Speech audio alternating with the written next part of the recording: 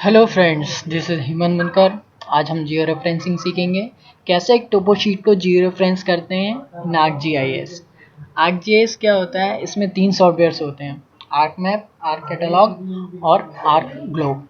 Arc map पे हम geo referencing करते हैं, थीमेटिक मैप बनाते हैं, डेटा एनालिसिस करते हैं और ऐसे बहुत सारे काम।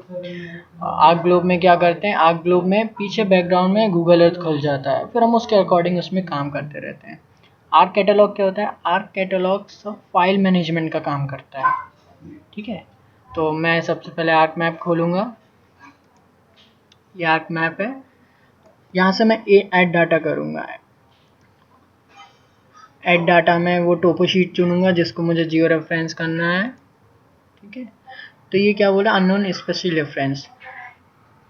इसमें कोई इसका मतलब है इसमें कोई प्रोजेक्शन सिस्टम नहीं है, कुछ कैरी नहीं कर रही है ये शीट, ये ओनली JPG इमेज है। तो यहाँ हम उसको प्रोजेक्शन सिस्टम भी देंगे, उसको जियो रेफरेंस भी करेंगे। तो ये टोपो शीट खुल चुकी है जो कि एक रास्टर इमेज है।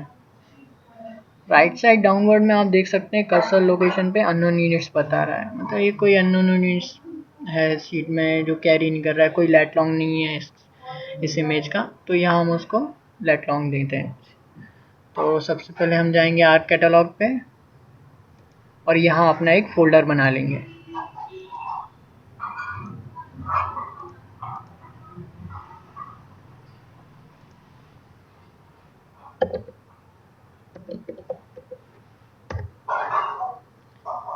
ये मैंने फोल्डर बना लिया अपने नाम का।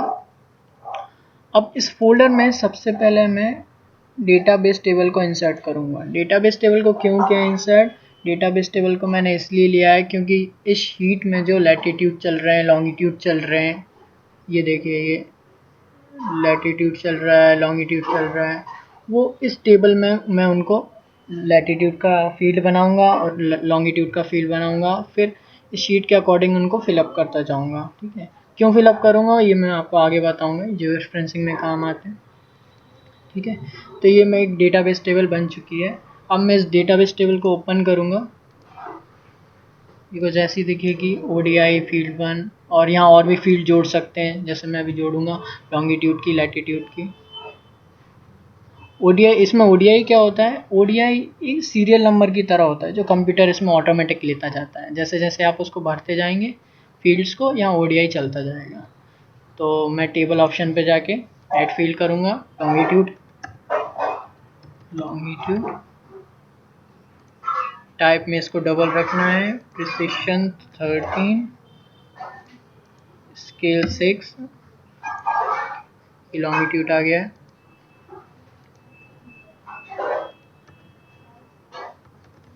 लैटिट्यूड,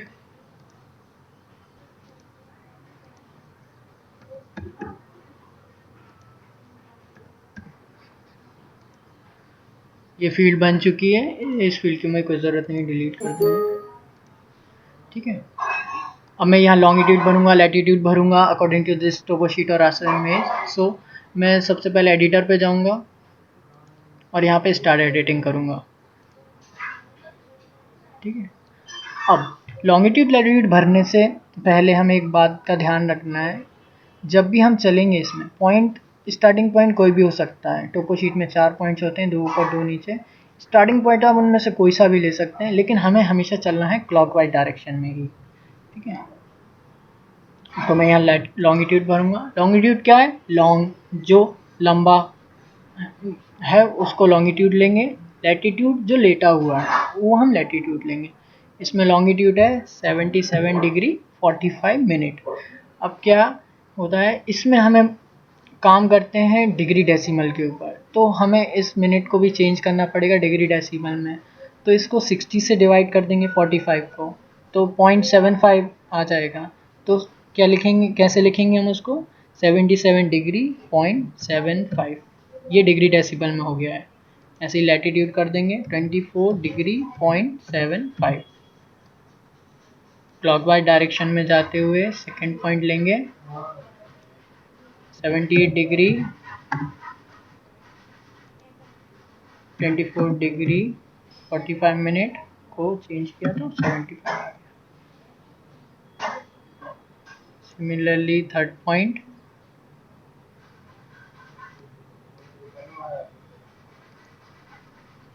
78 डिग्री,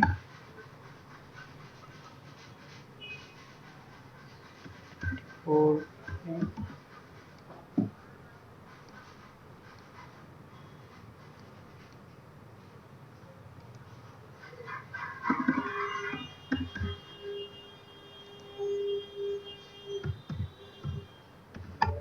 ठीक है।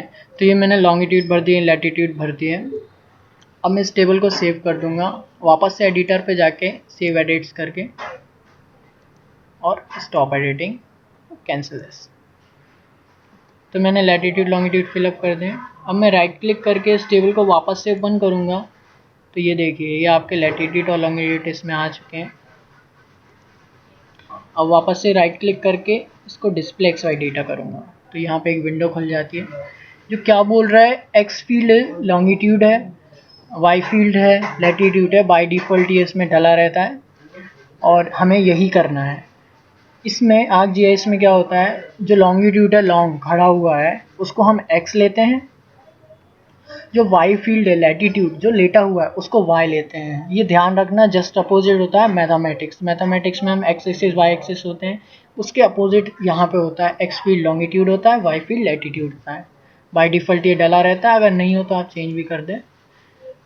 उसके बाद डिस्क्रिप्शन में अननोन कोऑर्डिनेट सिस्टम बता रहे हैं, तो इसमें हम कोऑर्डिनेट सिस्टम देंगे। इसको एडिट पे जाके जियोग्राफिक कोऑर्डिनेट सिस्टम वर्ल्ड और WGS 84,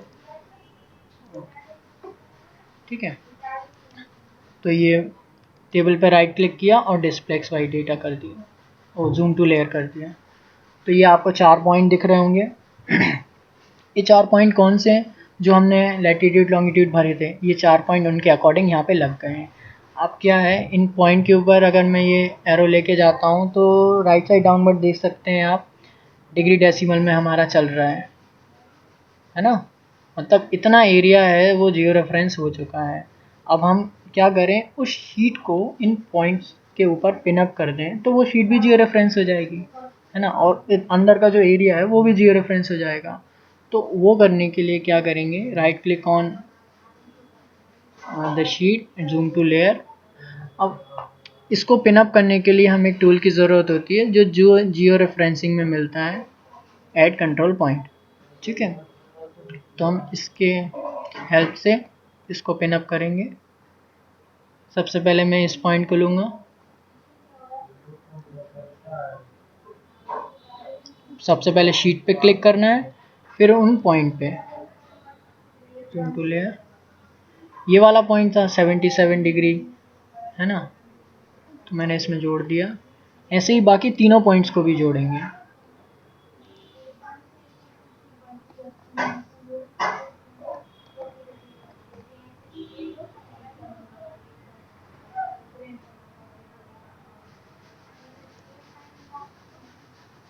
right click on table, zoom to layer, second point जोड़ दिया। तो ये देखिए शीट आ गई है।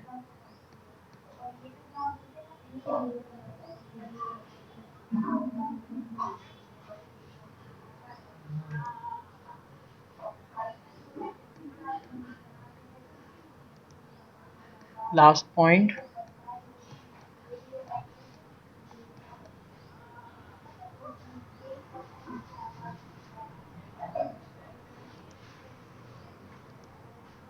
ठीक है। तो ये उन पॉइंट्स पे पिन अप हो चुकी है, आप देख सकते हैं। अब ये शीट में कहीं भी मैं एरो ले जाऊं तो ये जियो रेफरेंस ये एरिया हो जाएगा। तो ये जियो रेफरेंस हो चुकी है। अब क्या करना है मेरे को, अब इस शीट को मुझे प्रोजेक्शन सिस्टम देना है।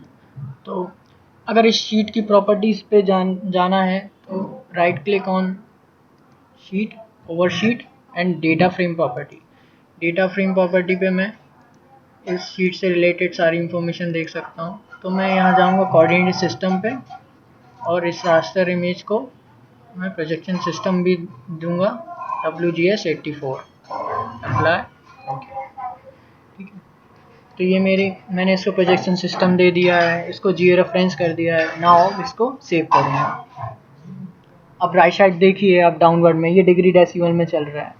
मैंने प्रोजेक्शन सिस्टम डाल दिया है और जियो रेफरेंस कर दिया, उसके बाद ये देख सकते हैं आप, ठीक है। अब मैं इसको सेव करूँगा, वापस से मैं जियो रेफरेंसिंग में जाऊँगा और अपडेट जियो रेफरेंस करूँगा। अपडेट जियो रेफरेंसिंग करने से क्या होगा, जहाँ से ये मैंने फाइल ली है ये वहीं अपडेट हो जाएगी।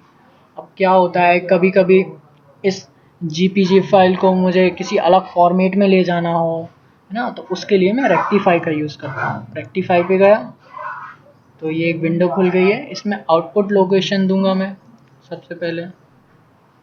तो ये मैंने फोल्डर चुन लिया यहाँ पे आउटपुट लोकेशन के लिए। मेरी शीट का नेम ये है और फॉर्मेट, यहाँ से ये फॉर्मेट चुन सकता हूँ मैं, बहुत सारे फॉर्मेट है इसमें, किस फॉर्मेट में मुझे इस शीट को ले जाना है। तो मैंने टिफ ले लिया और सेव कर दिया। सेव होने में थोड़ा लोडिंग लेता है ये।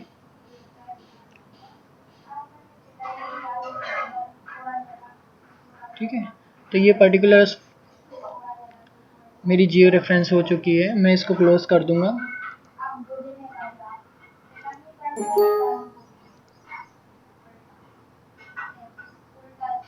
अब मैं ऐड डाटा पे जाके जहाँ मैंने ये शीट सेव करी है उसको ओपन करके चेक करूँगा। मैंने टिफ फॉर्मेट में डाली थी,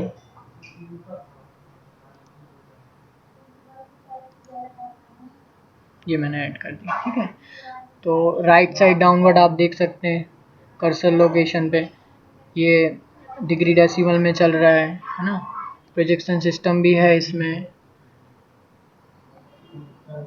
और जियो रेफरेंस भी हो चुकी है। तो फ्रेंड्स, ये थी एक पूरी प्रोसेस, कैसे एक टोपो शीट को जियो रेफरेंस करते हैं और रास्टर इमेज को जियो रेफरेंस करते हैं।